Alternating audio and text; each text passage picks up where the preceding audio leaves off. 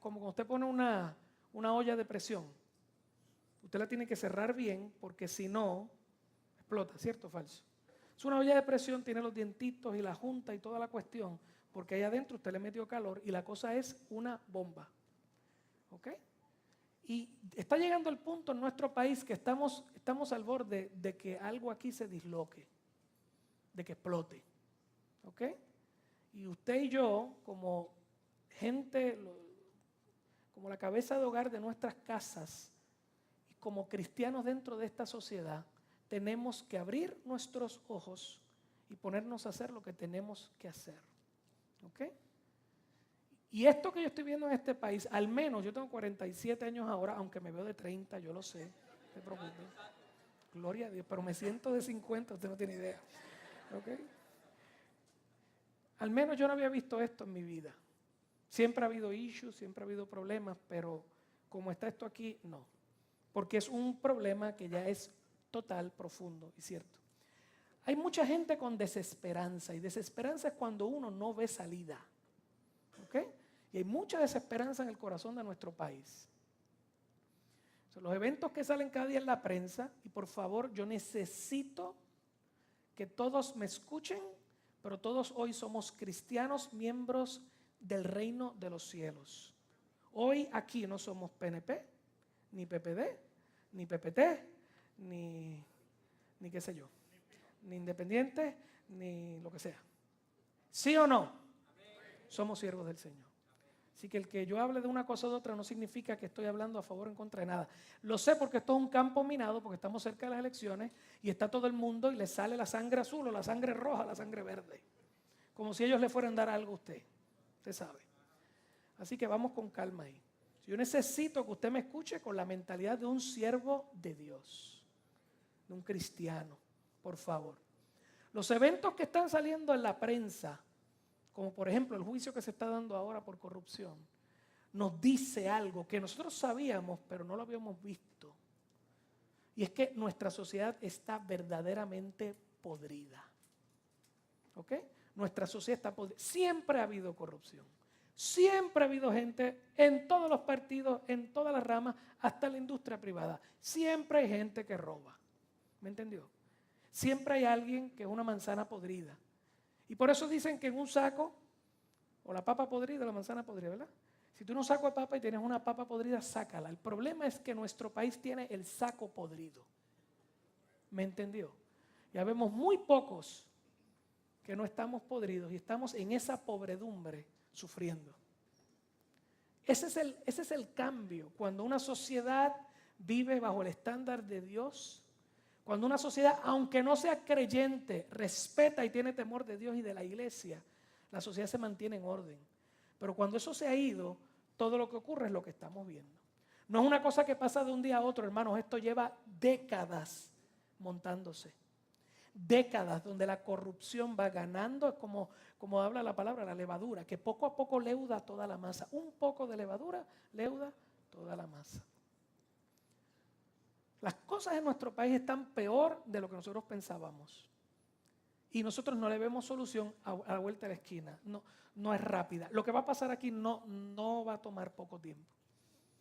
Y usted lo tiene que entender. Y usted se tiene que preparar. Y nos tenemos que preparar no como entes políticos, sino como siervos del Señor, que venimos a traer luz en medio de las tinieblas. ¿Tengo gente de esa aquí o no?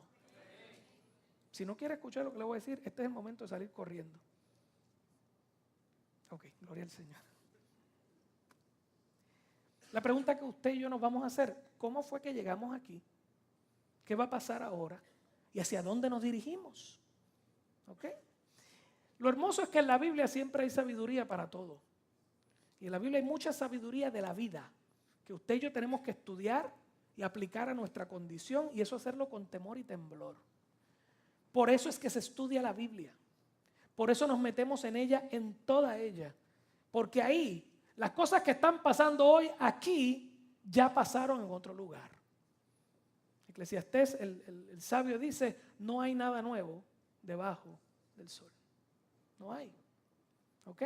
Porque el problema que tenemos en nuestro país surge de la condición humana, no de la condición política.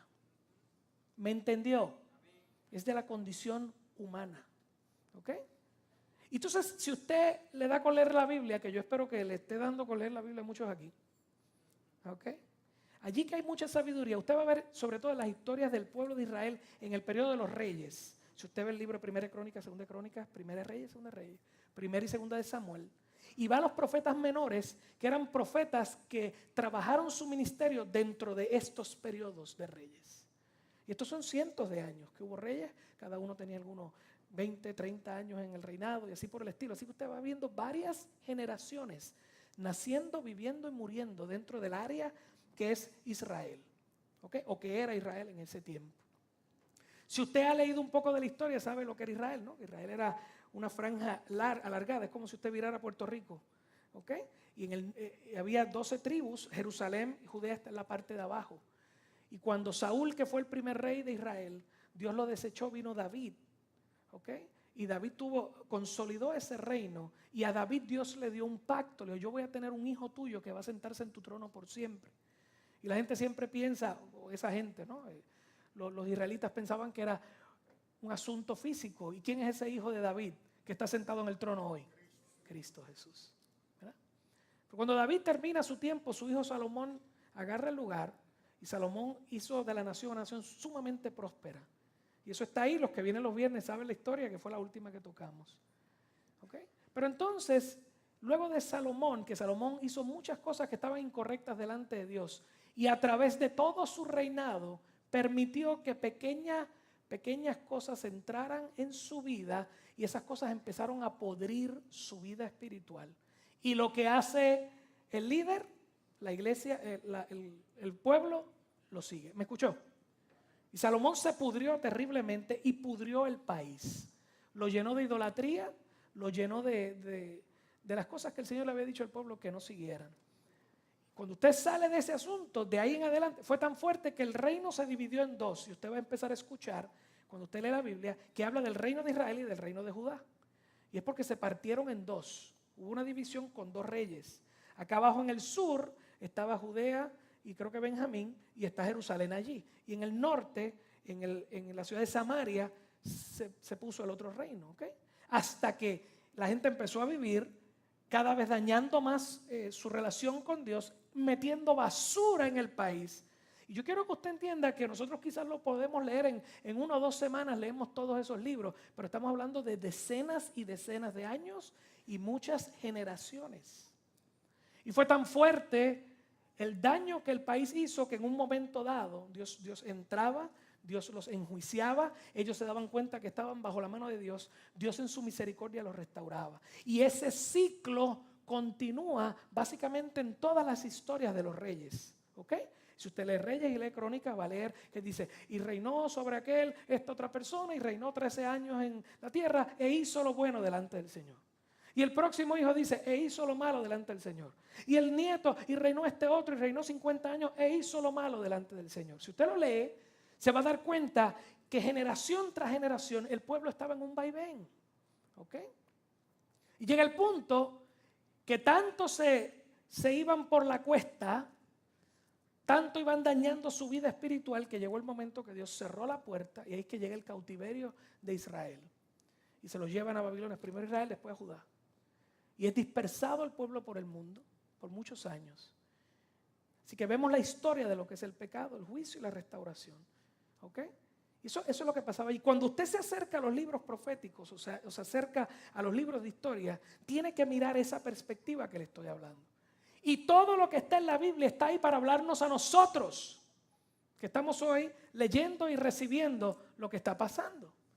Y la condición humana nunca ha cambiado. Por lo tanto, las cosas que ellos estaban haciendo mal están escritas ahí para que nosotros miremos a nuestro lado y veamos si nosotros las estamos haciendo mal. Porque la respuesta de Dios a ellos también va a ser así para nosotros. ¿Me está escuchando? ¿Verdad que sí? Y usted tiene que pensar en el pueblo de Israel como pueblo escogido de Dios. Y en los pueblos alrededor como los pueblos no escogidos de Dios, los paganos y los israelitas. Igual hoy somos la iglesia que vivimos en el mundo, pero no somos del mundo. Y a nosotros se nos pide santidad. Pero es interesante que cuando usted va sobre los profetas menores, va a ver que ellos profetizan a Israel reino del norte, a Judá, reino del sur, pero le profetizan a todos los reinos alrededor.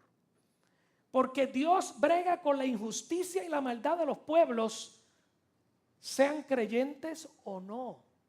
¿Me está escuchando? ¿Me está escuchando? Dios es soberano. Él mantiene el control de la historia. Y Dios está deteniendo la maldad de los hombres. ¿Ok? Así que Él trae juicios sobre los que no creen, pero si tiene que hacerlo, trae juicios sobre los que creen. Y así como Israel recibe juicio, si usted va a todos los profetas menores, va a ver Isaías, Jeremías, hoy vamos a tocar a Amós. Dios habla acerca de todas las regiones alrededor y luego habla de su pueblo. Y cada una con un pecado diferente. Cada cierto tiempo Dios visita la generación y pone en orden lo que está desordenado. ¿Ok?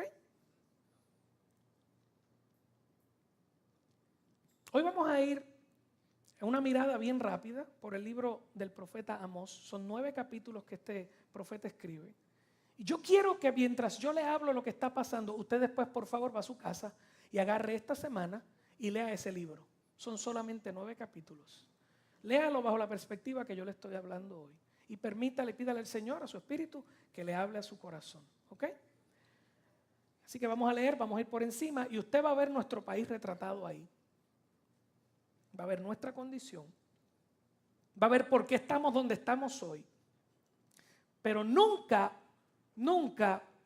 Dios trajo una profecía de juicio sin una esperanza. Porque Dios es un Dios de restauración. ¿Usted lo cree o no? ¿Sí o no? ¿Me van a escuchar? Yo estoy tranquilito hoy, pero usted me está escuchando, ¿verdad que sí? Ok, Amós era un agricultor. Ok, Amós pastoreaba ganado y recogía siembras. Hay 2 lugares en el libro donde él dice lo que él hace. Y él lo dice porque Dios le da a él para hablar una profecía, pero él no era parte del clero, no era parte de los sacerdotes, ni de los levitas, ni era parte de la élite de gobierno en Israel. Así que era un poco difícil que la gente creyera que de allá, de los agricultores humildes, iba a salir palabra de Dios. ¿Ok? Era un jíbaro de esos, ¿ok? Y entonces, de hecho en el versículo 7, el capítulo 7, versículo 14, él dice una expresión que hasta nosotros la usamos mucho. No soy profeta ni hijo de profeta. Queriendo decir, yo no vengo de la estirpe, yo no vengo de los sacerdotes, pero tengo algo que decirle a ustedes. ¿Ok? ¿Por qué Dios saca de la gente común, del jíbaro del campo, una persona para hablar? Porque hasta los sacerdotes y los líderes estaban corrompidos. ¿Ok? Hasta la religión, la práctica de la religión oficial estaba corrompida en el lugar. Por lo tanto, Dios tuvo que sacar un hombre que quizás estaba sufriendo la condición del país y Dios le da una palabra para el pueblo. ¿Ok? De detrás de los bueyes Dios lo llamó. Y en particular en el versículo 1, él dice, yo soy Amós, ¿cómo es pastoreo de ganado, qué sé yo qué. Y esta es la palabra que Dios me dio 2 años antes del terremoto. Así que históricamente hubo un terremoto grande en el lugar. Fue parte de los juicios de Dios sobre el lugar, ¿ok? Sobre Israel. Entonces lo dice, 2 años antes del terremoto Dios me habló y yo traje y hablé al pueblo. ¿Qué hace Amós en el libro? Amós profetiza una advertencia de juicio contra el reino de Israel en particular. Usted si lo lee, cuando lo vaya a leer esta semana, va a ver que el primer capítulo empieza a profetizar contra naciones alrededor de Israel. Y habla de Damasco, y habla de, creo que el Líbano, y habla de Moab, y habla de unos cuantos. Y luego viene y habla sobre Judá. De hecho, Amós es de Judá, del reino del sur. Pero el resto del libro, él está profetizando al reino del norte, a Israel. ¿Ok? Y es interesante, los comentaristas hablan del libro y dice, cuando Amós empieza a profetizar, esto no sabemos si lo hizo en público o si fue que lo escribió, pero cualquiera que lo lee, yo le voy a explicar ahorita un poco más, dice, wow, mira, Dios le está tirando a todas las naciones vecinas, porque todos son unos sinvergüenza, pero nosotros estamos bien. Entonces Dios va como un abanico profetizando contra todos los que están alrededor y de momento cae en el centro. Dice, no, si contigo voy también. ¿Me entendió? Yo quiero que usted lo entienda, porque cuando Dios viene a tocar una nación, toca a los no creyentes por su maldad y toca a la iglesia por la responsabilidad que tienen de que el pueblo esté perdido. ¿Alguien me está escuchando? Toca al mundo que no cree y toca a la iglesia si no ha hecho su labor. Si no ha hecho su labor. Y así mismo que estaba pasando ahí. Así que yo le voy a explicar lo que estaba pasando en ese tiempo ahí. En el tiempo de Amós, el país estaba en una grande prosperidad. Había mucho chavo. ¿Ok? Cuando lea Amós se va a dar cuenta que cada capítulo es una profecía dada en otro momento. Así que hay muchas cosas que se repiten y hay que leerlo completo varias veces para agarrar todo. Pero Amós nos da un retrato de cómo esa gente vivía. Y vivían en la loza con caché. ¿Ok? Bien fuerte. La gente vivía en casas. Cuando la Biblia dice casas artesonadas, casas que son una obra de arte. ¿Ok? Vivían en casas artesonadas. En el versículo 5, el capítulo 5, versículo 11 dice que había casas de piedra labrada. ¿Ok? O sea, que ponían las piedras, las pegaban y después venía un artista y labraba cosas en las piedras preciosas. Habla de las casas de invierno y casas de verano. La gente tenía tanto dinero que podía tener un apartamento en La Parguera y otro en el condado. ¿Me entendió? ¿Cuántos tienen aquí un apartamento en el condado? Porque si alguien levanta la mano y nunca me ha invitado, le reprendo lo que tiene por dentro. Tenían, dice, tu casa de verano, en tu casa de invierno. La gente era rica. Había mucho dinero. Tenían servicios de religiosos, ¿no? Con mucha pompa. Habla mucho de sus coros, de sus salmos. Dice que inventaban instrumentos nuevos. Cuando el arte crece, cuando la música crece, porque la gente está cómoda.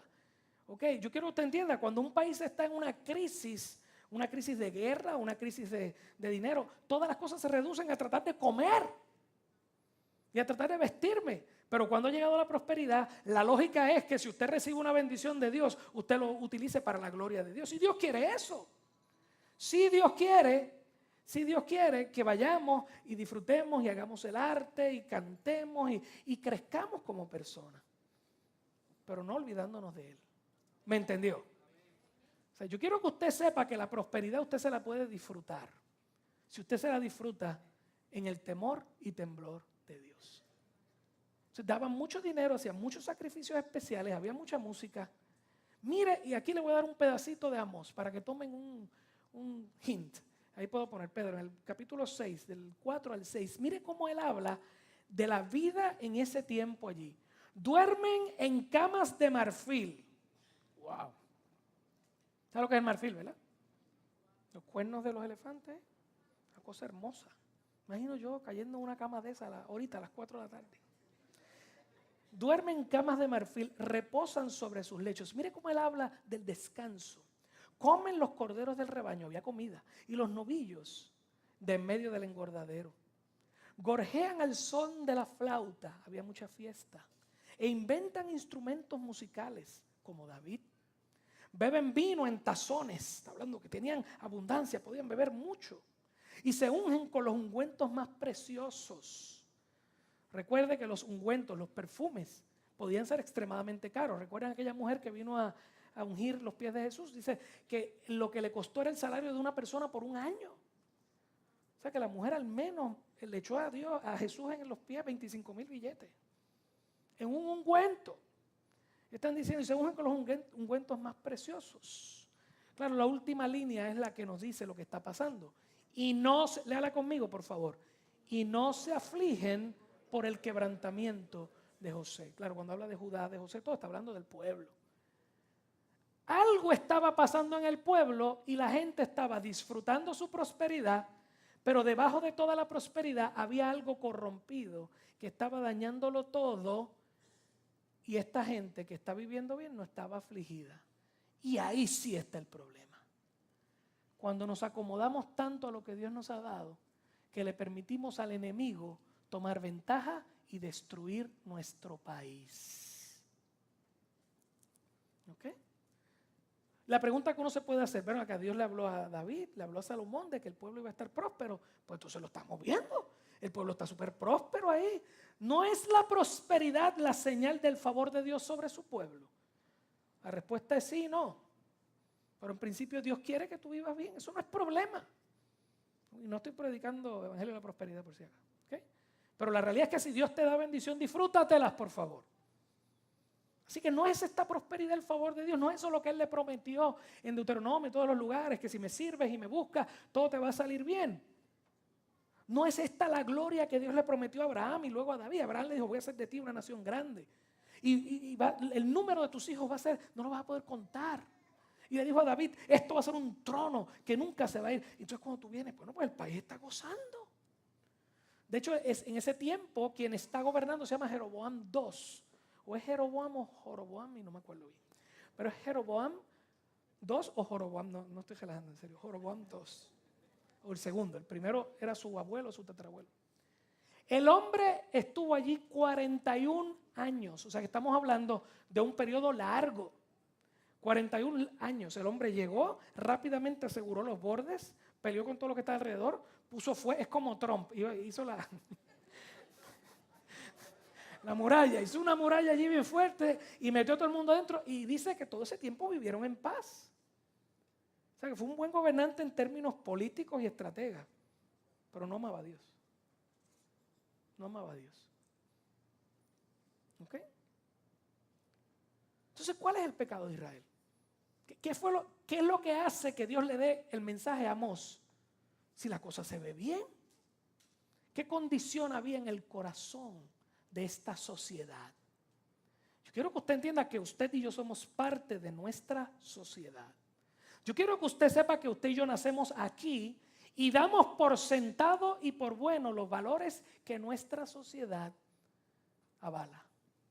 Así que lo que los abuelos me enseñan con sus dichos de viejitos, ¿se acuerdan? Lo que mis padres hacen, lo que el mundo hace. Si todo el mundo está bien con eso, yo también estoy bien. Y nosotros tenemos que entender que cuando Dios nos manda a salir del mundo es para venir y pasar juicio de lo que hace la sociedad con el lente de la Biblia. Y lo que Dios dice que está bien es lo que está bien. Y si lo que está haciendo mi país está mal, está mal. ¿Sí o no? Ok. Así que, ¿cuál es el pecado de Israel? Vamos otra vez a ver a Amós. Pedro, el capítulo 2.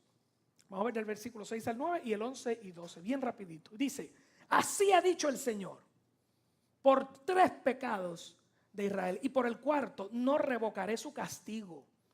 Dios decidió que los iba a castigar. Porque vendieron, escucha ahí las razones, porque vendieron por dinero al justo y al pobre por un par de zapatos. Luego dice, pisotean en el polvo de la tierra la cabeza de los desvalidos y tuercen el camino de los humildes. Tercero, y el hijo y su padre se llegan a la misma joven, profanando mi santo nombre. Sobre ropas empeñadas se acuestan junto a cualquier altar. Y el vino de los multados beben en la casa de sus dioses. Y el versículo 11 dice, y levanté, escuche esto porque es demasiado fuerte. Levanté de vuestros hijos para profetas y de vuestros jóvenes para que fuesen nazarenos. Nazarenos era un voto de que estaban separados físicamente para Dios. Y era un voto que Dios permitía a algunas personas, creo que no se picaban el pelo y no bebían vino, unas cuantas cosas. Levanté de vuestros hijos para profetas. Dios está hablando de la próxima generación que le dio a esa gente durante esos 41 años de Jeroboam. Levanté vuestros hijos para profetas y de vuestros jóvenes para que fuesen nazarenos. ¿No es esto así? Dice el Señor, hijos de Israel. Mas ustedes le dieron vino a beber a los nazarenos y a los profetas le dijeron, no profeticen. ¿De qué está hablando Amós ahí? 4 cosas que esta gente hizo siendo el pueblo escogido de Dios en un tiempo de grande prosperidad. 1, diga conmigo 1. Lo primero que hicieron fue fraude económico. ¿A qué le suena? Las casas de los ricos y poderosos estaban así a costa de la desgracia de los pobres. ¿Ok? Y no se preocupe por Dios que Él no es ni capitalista ni socialista tampoco. Dios es justo. ¿Me entendió? Hermanos, toda la vida, porque es que hay tantos movimientos por ahí políticos, hay tanta necedad que se dice, que a mí me da gracia. Toda la vida va a haber ricos y toda la vida va a haber pobres. Eso nadie lo va a cambiar. ¿Ok? Es parte de lo que nos ha tocado vivir. No importa qué sistema político hay en todos los países del mundo, siempre termina habiendo ricos y pobres. ¿Ok? Y Y el problema no es que usted viva rico o que viva pobre. Es cuando vive rico a costa de la injusticia del pobre. Y el pobre se hace más pobre y el rico se hace más rico. Ese es el grave problema. ¿Cuál es la solución de esto? No estoy muy alto. ¿Estoy bien? ¿Cuál es la solución de esto? La solución de esto no es un sistema político nuevo. Es arreglarle el corazón a la gente. Porque pon cualquier sistema político nuevo que a lo último va a haber ricos y va a haber pobres. Si no, pregúnteselo a los cubanos. Vaya a Rusia o vaya a Estados Unidos. Socialismo, comunismo, capitalismo, lo que le dé la gana. El problema es el corazón del hombre. Fraude económico. De hecho, hay otros textos, cuando usted vea Amós, va a haber otros textos que dice, tienes casa de verano y casa de invierno, ahorita se lo comenté. Dice, no te voy a dejar vivir ninguna de las dos, le dice Dios. Las hiciste, ahora no te las voy a dar. Uno, diga conmigo, uno, fraude económico. Vamos para el dos. Dos, trampas en el sistema judicial. Cuando dice que le pisaban la cabeza a los desvalidos, la justicia estaba vendida en los tribunales. Este año en particular, lo que se está destapando en nuestro país, habla de esas dos cosas. Uno, los ricos robando, o la gente que está en el poder robando. Eso obedece. Y usted sabe lo que le quise decir al principio. No importa quién esté en el poder. Cuando esto se convierte en una norma en el país, es que estamos podridos. Y cuando salen los casos donde aquella persona Aguadilla que le pasó por encima a alguien y fue y le pagó un juez para que lo sacara absuelto, usted sabe que el sistema judicial está podrido. Trampa en el sistema. Diga conmigo, dos, trampa en el sistema judicial. Tercero, Dios habla de la inmoralidad sexual. Y lo representa, dice, tanto el padre como el hijo practicaban el sexo con la misma mujer. Lo que está hablando es que había un revolú sexual, inmoralidad. ¿Ok? Es una manera de mostrar la inmoralidad del pueblo. Estaban desordenados. Y es tan doloroso que dice el padre y el hijo, porque presupone que el padre le enseñó al hijo a fornicar. Presupone que fue el padre el que llevó al hijo al prostíbulo. Presupone que fue el padre el que le enseñó al hijo a adulterar. ¿Está conmigo? Y usted sabe que en nuestra cultura eso ocurre mucho. ¿Okay? Tres, inmoralidad sexual. Lo cuarto que vimos allí es hipocresía religiosa.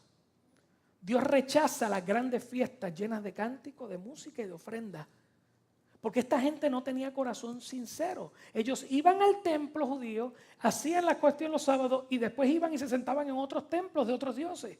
Y usted lo vio allí que decía, se acuestan y beben vino frente a sus dioses. Esta gente no tenía fidelidad a Dios. Estaba compartida, estaban viviendo en adulterio espiritual. Y usted sabe que eso es un tema que se repite y se repite en toda la Biblia. Tú no puedes tener tu corazón dividido entre dos fidelidades. Dios es primero, lo demás viene después. Y por último, diga conmigo, 4, hipocresía religiosa. Y por último, la que más me duele. Ellos sabotearon la vida espiritual de sus hijos.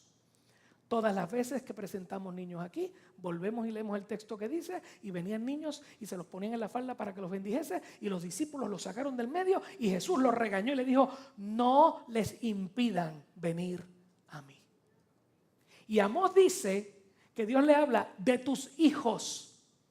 Saqué profetas, saqué nazarenos, separé gente para el ministerio, y tú mismo los sacaste del ministerio.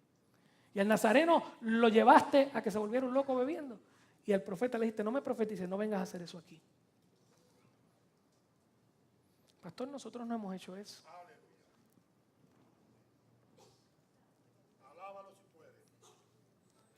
No hemos hecho eso. Lo hemos hecho. Yo recuerdo mi juventud.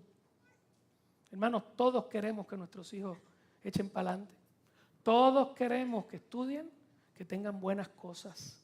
Todos queremos que nuestros hijos tengan mejor vida que la nuestra. El problema es que la definición de mejor vida que la nuestra no está bien con Dios. Porque una mejor vida es cuando alguien vive para la gloria del Señor. Y yo recuerdo Eso está vívido en mi memoria. ¿Okay? Desde yo pequeño hasta ya entrado en edad, después de haber estudiado, yo estudié bien y tengo una carrera y trabajo todavía y tengo muchas cosas buenas que el trabajo me ha dado. Pero la gloria es de Dios por eso. Pero cuando yo empecé a estudiar, yo no iba con esa mente de darle la gloria a Dios con lo que Él me iba a dar a mí. Mi mente era ser chavo y hacerme famoso o lo que fuera con los chavos. ¿Ok?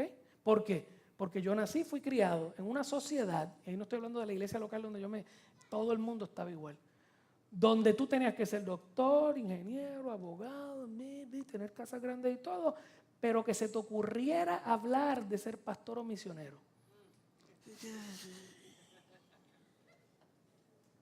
Bueno, pues si nosotros no criamos a nuestros hijos para que hablaran del evangelio, ¿qué pasó con la próxima generación? Pues no hay evangelio.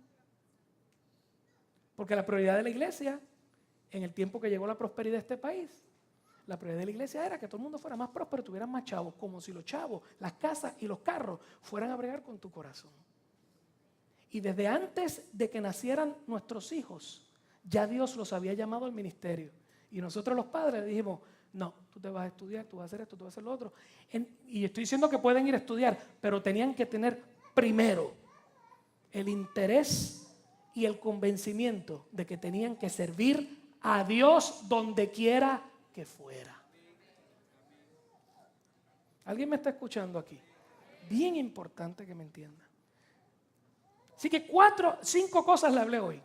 Fraude económico, trampa en el sistema judicial, inmoralidad sexual, hipocresía religiosa y sabotear la vida espiritual de la próxima generación. Lo repito, fraude económico, trampa en el sistema judicial, inmoralidad sexual, hipocresía religiosa y sabotearon la vida espiritual de sus hijos. ¿Suena a Puerto Rico o no? ¿Ve por qué la Biblia es tan importante? ¿Cuál fue la respuesta de Dios a esta debacle moral? La respuesta fue que Dios tocó el país con juicio. Y hay una parte en Amós que dice, hice esto y no te volviste a mí. Hice esto y no te volviste a mí. Hice esto y no te volviste, porque no estás pendiente. Porque no te das cuenta que estás corrompido. Y Amós le está hablando a un pueblo que ya estaba al borde, al tope de Dios. Dios le había traído unos cuantos problemas con su prosperidad y ahí es que estamos nosotros ahora. Y el pueblo no quiso volverse a Dios y Dios le dice, como tú estás así, ahora se te acabó. Ahora vienen del norte y te van a llevar cautivo. Nadie piensa que el norte aquí es Estados Unidos. Estoy hablando de Israel. Sí, estoy andando en un campo minado, ahorita me va a explotar una pierna aquí. ¿Okay? Para atrás y para adelante, gente, para atrás y para adelante. ¿Me entendió? Ahora salen por ahí y tuitean, el pastor habló de la junta. El pastor dijo que la junta es de Dios. Me voy de esa iglesia, es demoníaca. Llegó el punto que Dios dijo, pues tú no me has escuchado y mira que te he enviado una pruebita aquí y una pruebita acá y te empecé a cortar el flujo de dinero y empecé a fastidiarte la siembra de este año y no me hiciste caso, ahora se acabó. Léalo conmigo. Oseas 4, del versículo 6 al 11. Mira el flujo de pensamiento ahí. Dice, lo tienes por ahí, ¿verdad? Oseas 4, 6 al 11. Mira a ver, Pedro. Dice, os hice estar a diente limpio en todas vuestras ciudades. Diente limpio es que no comió. Usted se le ensucia los dientes cuando come. Los hice estar a diente limpio en todas vuestras ciudades. Y hubo falta de pan en todos vuestros pueblos. Pero no se volvieron a mí, dice el Señor. O sea que vino un juicio y ni se dieron por enterados. También os detuve la lluvia, el versículo 7. 3 meses antes de la siega, pues para dañarle la siega. 3 meses antes no puede crecer la siega. E hice llover sobre una ciudad y sobre otra ciudad no hice llover. Sobre una parte llovió y la parte sobre la cual no llovió se secó. O sea, no los dejó sin comida, pero casi. Le dañó la mitad de la siembra. Y venían 2 o 3 ciudades a una para beber agua. Y no se saciaban. Con todo, no volvisteis a mí, dice el Señor.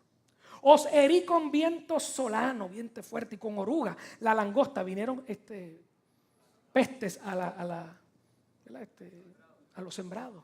La langosta devoró vuestros huertos y vuestras viñas, vuestros higuerales, vuestros olivares, las viñas, los higos, los olivos. Pero nunca os volviste a mí, dice Jehová. Envié contra vosotros mortandad tal como en Egipto, maté a espada a vuestros jóvenes, o sea que hubo guerra. Hubo cautiverio a vuestros caballos, hice subir el hedor de vuestros campamentos hasta vuestras narices. Se hartaron de la violencia, mas no os volvisteis a mí, dice el Señor. Versículo 11 es más fuerte. Os trastorné como cuando Dios trastornó a Sodoma y a Gomorra. Y fuisteis como tizón escapado del fuego, mas no os volvisteis a mí, dice el Señor. Yo quiero que usted entienda que la Biblia nos explica que Dios sigue en control de la historia de los hombres. A veces nos preguntamos, ¿dónde tú estás, Dios? ¿Dónde tú estás? Él está. Y Dios visita a los pueblos que viven en abierta rebeldía a su mandato, sean creyentes o no. Dios trabaja con los impíos y Dios trabaja con su iglesia. Y nos bendice y nos guarda. Y como usted que ama a sus hijos, si los tiene que corregir de vez en cuando, Dios también nos corrige a nosotros. ¿Está conmigo hasta ahí? Dios es Dios de amor y Dios es Dios de juicio porque ama. Repito, Dios es Dios de amor y Dios también es Dios de juicio porque ama. Eso es parte de la revelación de Dios en su palabra. Nuestro país de Puerto Rico está llegando al borde de una hecatombe económica y social. Escucha la palabra que usé porque la usé bien exagerada para que lo entienda. A Dilma Rousseff, la presidenta de Brasil, la acaban de votar de su puesto. El que vino nuevo encontró. Y no sé si es de una ciudad o del país entero, pero tiene una deuda de 70 billones. Nosotros vamos por 75. Y Brasil es la tercera nación más grande del mundo. La tercera economía más grande del mundo. Nosotros somos un lunar.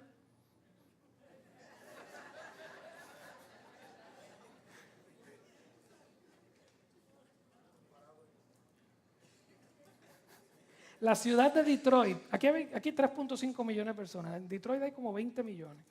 Tiene 3 de las corporaciones más grandes de Estados Unidos, Chrysler, Ford y GM. Se fueron a quiebra por 18 billones, nosotros vamos por 70. Yo quiero que usted entienda que estamos metidos en un grave problema. Yo no quería predicar esto hoy. Yo no quería hablar de esto porque yo no quiero doler el corazón de mi gente.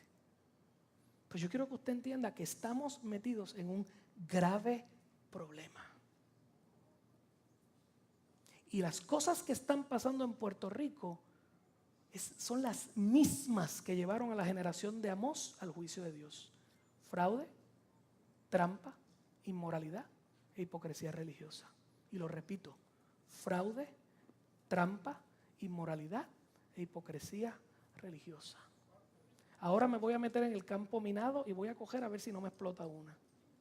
Nuestro problema de hoy no es por el nuevo pacto de Roosevelt de los 40, ni manos a la obra de Muñoz y Moscoso de los 50, ni porque las 936 se fueron a los 90, ni porque Walmart está engullendo a los pequeños negocios locales, o que Mónica Puy se ganó la medalla de oro y se tocó el tema nacional en la cosa esta, como en la Olimpiada. Y nuestro problema no es la estadidad, no es la independencia, no es la República Asociada o que un Emirato Árabe nos compre.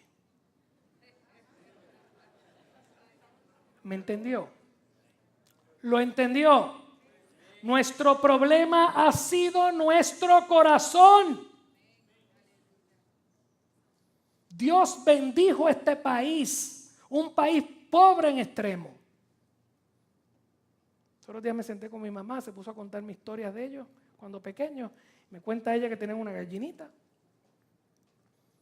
Y abuela salía por la mañana, la gallinita daba un huevito nada más, maceta la gallina esa. Llevaba la gallinita y ponía el huevo a hervir. Y los 3 nenes, porque eran 2 hermanos que tiene mami y ella, vestiditos para ir a la escuela, y abuela rompía el tope del huevito cocido, cogía una cucharadita a uno, una cucharadita a otro y una cucharadita al tercero, se pueden ir a la escuela. Eso era lo que había. ¿Ok? Yo, mis clases de elemental las tomaba allí en Rodríguez Olmo. Estoy hablando que yo estaba, como era en el 73, 74. Allí no había bitumul. Que yo era tierra tirada allí, la gente haciendo las casitas poco a poco. Pero Dios nos bendijo. Dios nos bendijo. Aquí se movió mucho dinero. ¿Ok? Dios bendijo este país. Olvídese de la historia. El primer colonizador que tuvimos nos saqueó y el segundo también, porque eso es lo que ellos hacen. Se acabó. Nos saquearon 20 veces y Dios nos bendijo de todas maneras. ¿Y sabe lo que Dios hizo con este país? En contra de todas las posibilidades. Ser un país pequeño, saqueado, todo el oro, todo lo que teníamos se fue de aquí. Y estaban saqueándonos como personas. Dios nos bendijo, nos permitió ir a estudiar. Llegaron las cosas para poder echar para adelante. El país entero echó para adelante. Y Dios comenzó de este país a enviar misioneros y pastores al mundo. Y vaya a Latinoamérica y en toda Latinoamérica siempre hay historia de un puertorriqueño que plantó iglesias allá. Aquí tenemos uno en Santo Domingo, tu país fue beneficiado. Pero vaya donde quiera, yo he estado en convenciones donde hay gente de Venezuela, de Colombia, de Perú, de todos lados. Y cuando le digo que soy puertorriqueño, allá, en los 30, en los 40, todo eso, de allá vinieron los primeros evangélicos que llegaron a mi país a bendecir. Eso salió de aquí. Como nosotros estábamos pendientes, un pequeño grupo, porque no era todo el mundo, yo lo sé, un pequeño grupo que se llamaba la Iglesia de Cristo en este país. La Iglesia del Señor estaba pendiente a las cosas de Dios. Y como estaba pendiente a las cosas de Dios, Dios estuvo pendiente a las nuestras. Denle un aplauso al Señor.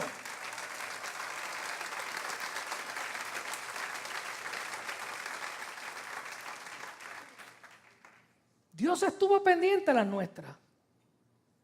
Estoy hablando de una historia de 60, 80 años. Olvídese del issue económico o del issue social. Dios bendijo la tierra porque el pequeño grupo de personas que eran sus hijos se convirtieron en evangelistas celosos para la gloria de Dios. Se plantaron miles de iglesias en este país y se fue por todo el mundo, sobre todo Latinoamérica, a plantar iglesias. Pero lamentablemente en las últimas 2 o 3 décadas, mientras mejores casas hicimos, mientras mejores carros pudimos comprar, entró en la iglesia vagancia y tibieza espiritual. Y lo digo porque yo nací en esa época. No estoy criticando de afuera, yo estaba ahí. Vagancia y tibieza espiritual.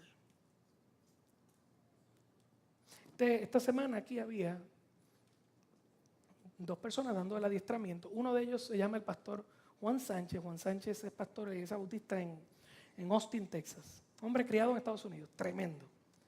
Entonces yo estaba cenando con ellos el miércoles para recibirlo. Y me dijo, pues el domingo salgo. Ya él salió, ya lo llevamos. Pastor Ruby lo llevó al aeropuerto. Va para Cuba. Y yo le dije, wow, ¿cómo está Cuba? Sería hermoso ir a ministrar allí. Y me miró y me dijo, yo creo que ellos van a llegar acá. Yo, ¿por qué? Dice, porque dentro de la persecución que han tenido por tantos años, allí todo el mundo se puso a estudiar, a leer y a profundizar en la palabra. Y tú vas allí y aquello es otra cosa. Otra cosa. Y me dijo, lamentablemente a veces tiene que venir la persecución para que la gente se vuelva a meter con Dios. Hermano, nuestro país, y yo estoy tratando de hacer mi trabajo con esta congregación, nuestro país es iliterato bíblicamente. Si yo ahora mismo hiciera un quiz, ¿se acuerdan de los quiz? Y le digo, no ponga ni siquiera su nombre, y le hago 4 preguntas bobas de la Biblia, a la mayoría aquí no me las va a contestar. Y no estoy insultando su inteligencia. Por muchos años descuidamos lo importante, eso es todo. Y sabemos el nombre de cada artista y nos sentamos al mediodía a comer frente a... ¿Guapa al mediodía? Pégate. Mi madre Dios. Cada vez que tengo que ir a un doctor o me meto en una panadería a comerme un sándwich, me cae mal. Hermano, ¿sabes lo que es el término dumbing down? Dumbing down. Embruteciéndonos. Cuando usted ve, lo dije mal, ¿verdad? Dumbing down. Es como decir Manhattan. Yo soy puertojo. Dumbing down. Usted ve aquello y usted dice, si nosotros como sociedad, porque esa cosa tiene rating, si nosotros nos reímos de esta basura, ¿qué tenemos en el cerebro? Vamos a hacer rayos X y va a conseguir una jatita dando vueltas ahí. Hay 2 o 3 personas que las puedes poner juntas, este es un chistecito interno nuestro, las pones a las 4 juntas y le metes una varilla por un lado de la oreja y la sacas por el otro y no hiciste nada porque allá adentro no hay nada. Nos olvidamos de lo que es importante, y lo que es importante hay que estudiarlo, hay que meterse, hay que tirarse de rodillas, hay que crecer en Dios. Hermano, eso es cierto.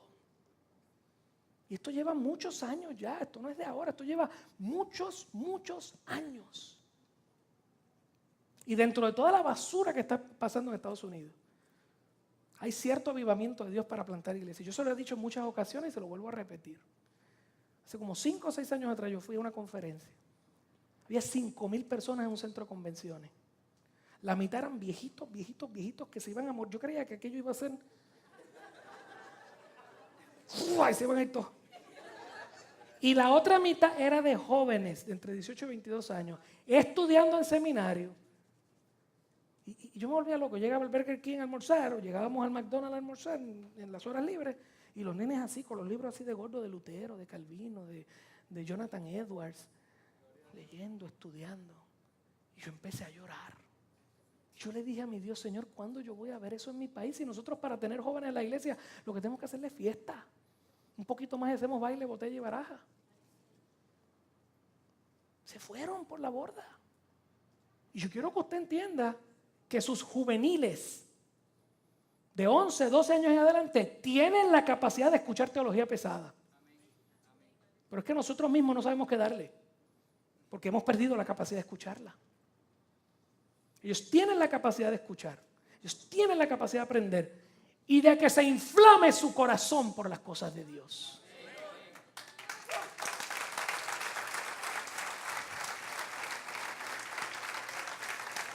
Yo recuerdo haber estado en una fila larguísima y ver jóvenes al frente mío, guapísimos, muchachos bien, usted sabe, usted dice, estos nenes. Y le pregunto, ¿qué ustedes están haciendo? Estamos estudiando en el seminario, nos vamos a ir a plantar iglesia en Texas. A los 20 años pensando en eso, pensando en servir a Dios. ¿Okay? Yo decía, Señor, ¿qué está pasando con nosotros? La mayoría de la gente cristiana está enviando a sus hijos a universidades y colegios cristianos para asegurarse que la transición es ordenada. Pero no solamente Estados Unidos, yo tengo amigos en el internet, en Facebook, de otros pastores y maestros de otras naciones, que nosotros decimos que son las naciones que están así, ¿verdad? Tengo un amigo en Costa Rica que trabaja en un colegio cristiano y él le está dando filosofía universitaria a los muchachos del 10 y del 11 para que cuando lleguen a la universidad no se pierdan en el infierno. Y están abriendo los libros de los ateos y los están estudiando. Nuestros niños pueden, nuestros jóvenes pueden, pero nosotros no queremos. Por décadas no hemos querido meternos en la palabra. Por décadas no hemos querido aprender. No tenemos nada que darle. Y lo único que le podemos decir a los muchachos es, estudia de mucho chavo. Ay, sé doctor para que me cures a mí cuando sea viejo. ¿Están conmigo hasta ahí? Bien importante, hermano. Y yo no quiero hoy estar en un guilt trip, en un viaje de culpa, pero necesitamos abrir nuestros ojos. Yo no quería traer este mensaje hoy, pero necesitamos abrir nuestros ojos. Las mismas cosas que pasaron en Israel están pasando aquí. Fraude, trampa, inmoralidad, hipocresía religiosa. Y le dije que nuestro problema ha sido nuestro corazón, porque Dios nos bendijo, pero llegó vagancia y tibieza espiritual. Y escúchame bien, cuando la iglesia se olvida de su misión en la tierra y le entrega a la próxima generación al mundo, el resto del pueblo se desboca. La Biblia dice que tú y yo somos la sal de la tierra y la sal se usaba para preservar la carne que no se pudriera, pero si la sal deja de salar, la carne se pudre. Nuestra nación, sobre todo este año, se ha destapado una pudrición y un montón de gusanos. Y yo quiero que usted entienda que si la iglesia está haciendo su parte, la sociedad se restringe. Y nuestra nación no está restringida porque la iglesia no hizo su parte. Por décadas y décadas y décadas. algo nos pasó en el camino, porque dejamos de salar. Y usted sabe que hoy la corrupción y la inmoralidad en este país se practica abiertamente, en público y sin vergüenza. Solamente escuche el nuevo género musical que nosotros nos inventamos y que lo exportamos al mundo. Y es la basura sexual más horrenda que se ha podido generar. Cuando usted ve a nuestras niñas perreando, cuando usted ve que los padres le toman video a la nena de 3 y 4 años y 6 años y dice, enseñarle a que perreen. Eso es una vergüenza. Es una vergüenza que nuestra juventud esté andando por ahí con carros llenos de bocinas y cuando usted escucha las palabras soeces y la basura sexual que sale por ahí y todo el mundo feliz. Porque todo el mundo se compró a eso. No sé si me estoy explicando. Cuando una nación tiene respeto, aunque no sean creyentes, tienen respeto y temor a Dios y respetan a la iglesia, la gente se escondía para hacer el mal. Ahora no. Y cuando no se esconden para hacer el mal, es porque ya no hay temor. Y ya la iglesia no vale nada. Entiéndalo. Las noticias que levantamos todos los días, corrupción y violencia. Y eso asquea el alma. La tristeza. Y hoy en día, cuando usted ve a un acusado triste, ¿por qué está triste? No está triste y arrepentido porque lo hizo mal. Está triste porque lo dejaron.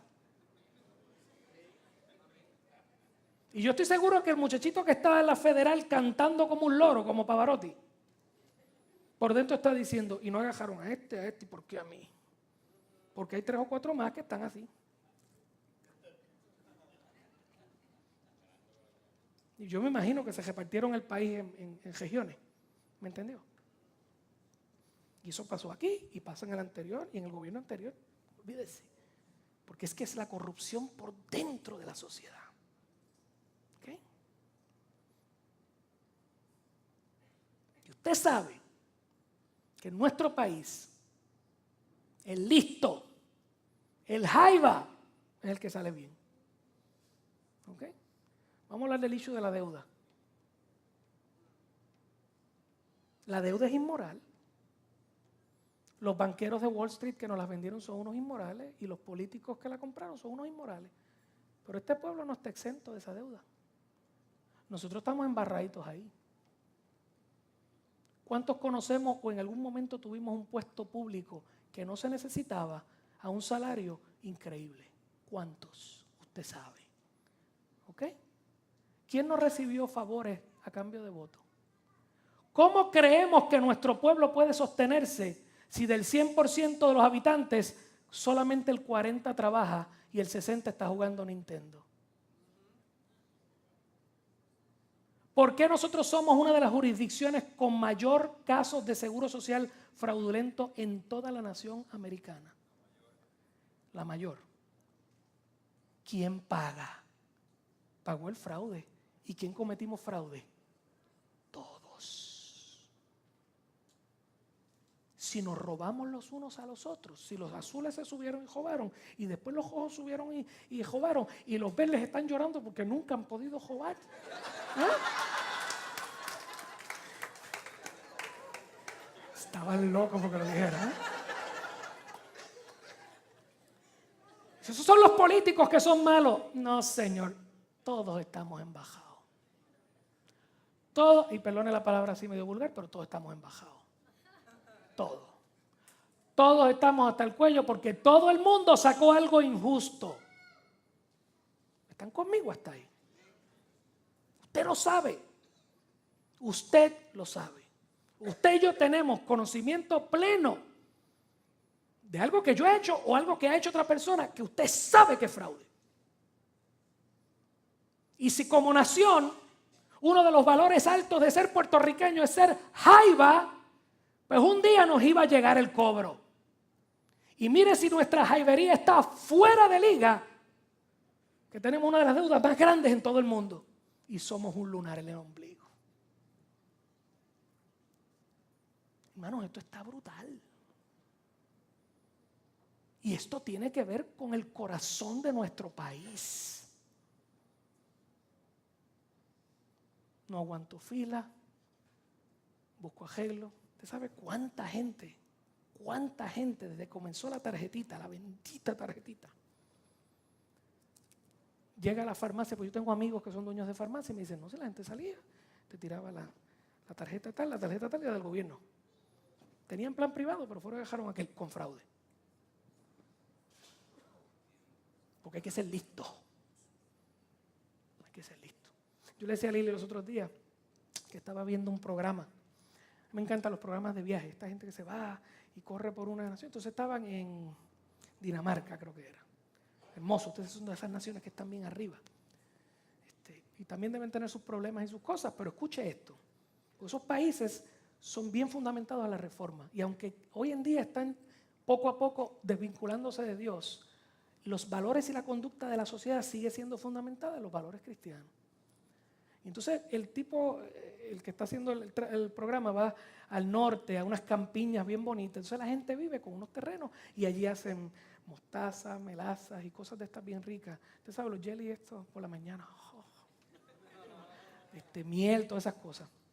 Y entonces pues él iba pasando con una bicicleta y frente a cada casa que tenía su campo para atrás, una casucha en madera con los productos puestos allí y una cajita para que usted echara chavo. Usted iba, agajaba el jarro de miel, echaba $1 y se iba andando.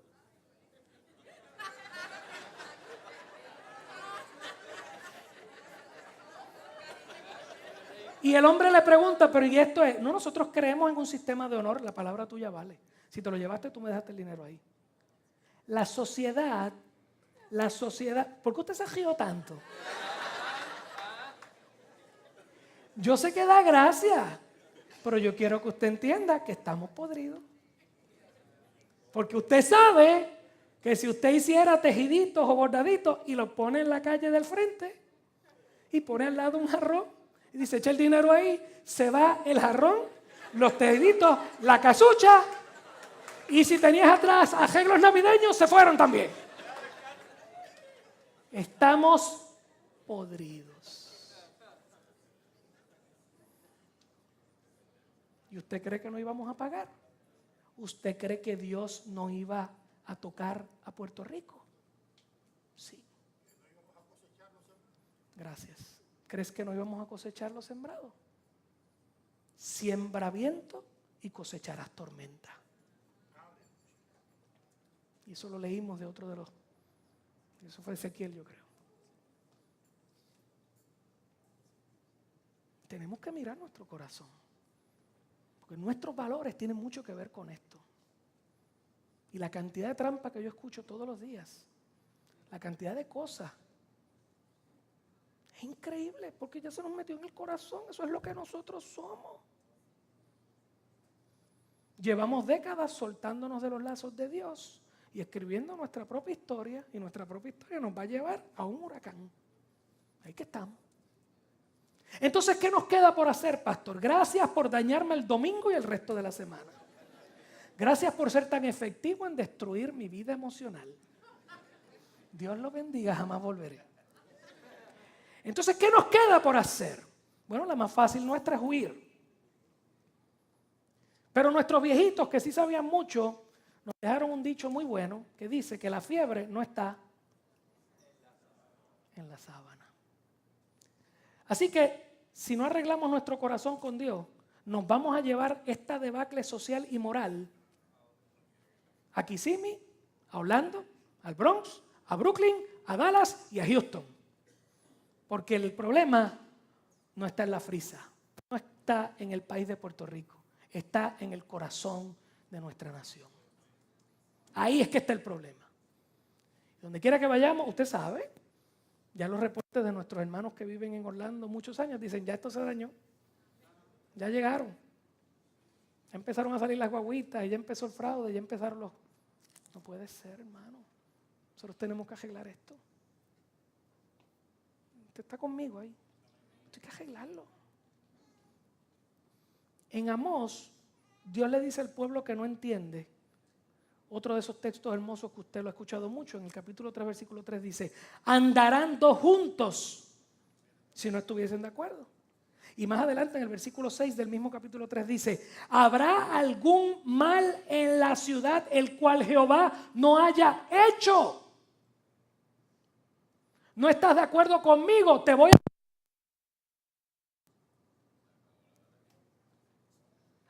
Gloria a Dios. Estoy aquí. Vamos a tener que cambiar esto pronto. ¿Habrá algún mal que Jehová no haya hecho? Escúcheme bien. Dios está tocando nuestra nación. Dios está tocando a Puerto Rico. Todos estamos sufriendo este problema. Nuestras familias se han roto en pedazos. Yo tengo familiares por todos lados. Pero donde quiera que nos vayamos a huir, allí Dios nos va a tocar. Porque el juicio es contra nosotros. Porque tiene que bregar con nosotros. ¿Me entendió? ¿Y qué tenemos que hacer, hermano? Porque ya te pinté el cuadro. ¿Qué tenemos que hacer? Tenemos que volvernos a Dios. En humildad, en arrepentimiento y un corazón renovado para recibir restauración. Uno de los textos más hermosos de la Biblia también está en Amós. Así como dije, andarán dos justos si no estuviesen de acuerdo. ¿Habrá algún mal que tú no estés viendo en el país que yo no he traído? Así mismo un poco más adelante, en capítulo 5, el versículo 4. Y ese sí quiero que lo pongas ahí, creo que lo tienes. Mira a ver si lo tienes ahí. En el capítulo 5, versículo 4. Léalo conmigo, por favor. Dice, léalo conmigo, 1, 2 y 3. Pero así dice Jehová a la casa de Israel, buscadme y viviréis. Así como el profeta tocó el tema de toda la debacle, le da la solución. ¿Tú quieres que esto se acabe? Pueblo, tienes que buscarme de verdad. Tienes que meterte conmigo de verdad. Tienes que acabar todo lo que hay y tienes que meterte conmigo de verdad. Buscadme y viviréis. Esto es un asunto individual. Una persona a la vez, tú y yo. En nuestra individualidad con Dios. Luego nuestra familia, una a la vez. Mi casa tiene que llenarse de la presencia de Dios. Mi casa tiene que vaciarse de la basura del mundo. Y luego de cada comunidad de fe como esta. Si la iglesia, escúcheme bien, olvídese de los impíos en Puerto Rico. La Biblia dice, el que esté sucio, ensúciese más. Haga lo que le dé la gana. Pero el que está limpio, santifíquese más. Y si Dios nos toca para que metamos mano y hagamos su voluntad. Y si la iglesia, nadie más, la iglesia se vuelve a Dios en humillación, en contrición de espíritu, en ayuno, en oración, en vida de santidad y pureza, no hay manera que Dios no mire desde los cielos y restaure nuestra tierra. ¿Usted lo cree o no lo cree? Esto puede ocurrir rápido o se puede tardar una generación. Sí.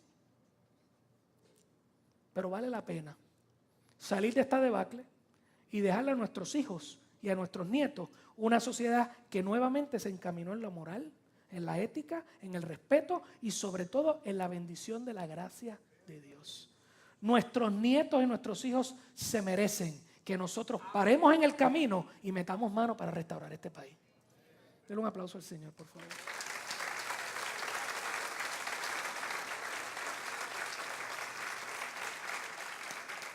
Amós concluye su profecía con una visión de la restauración, porque siempre Dios habla, pero Dios restaura. Dígalo conmigo, siempre Dios habla juicio, pero restaura. Y siempre es, si tú haces esto, yo te voy a bendecir. Si tú haces esto, yo te voy a bendecir.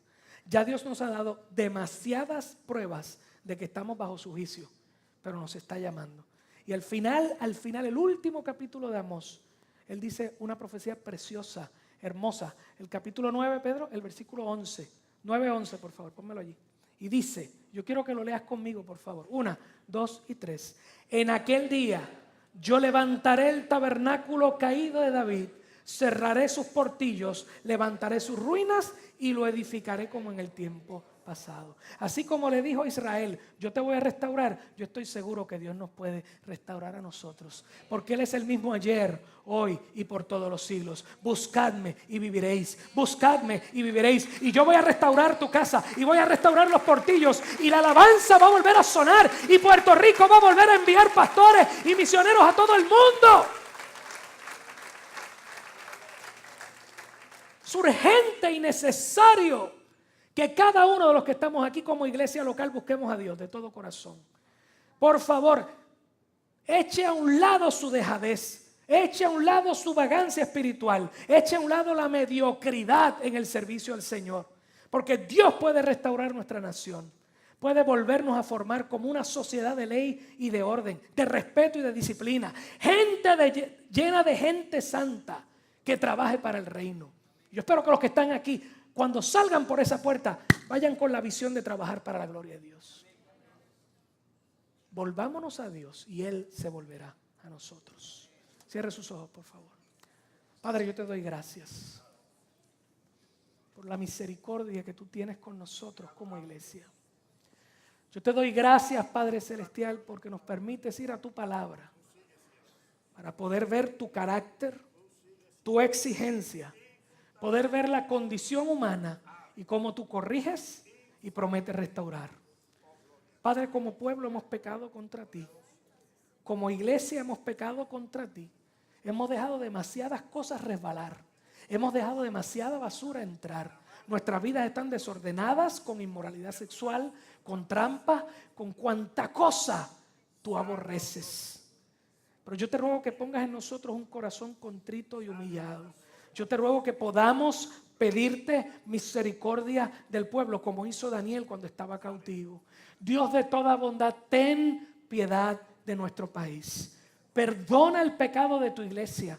Perdona el pecado de nuestra ignorancia y de nuestra dejadez por todas estas décadas que han pasado.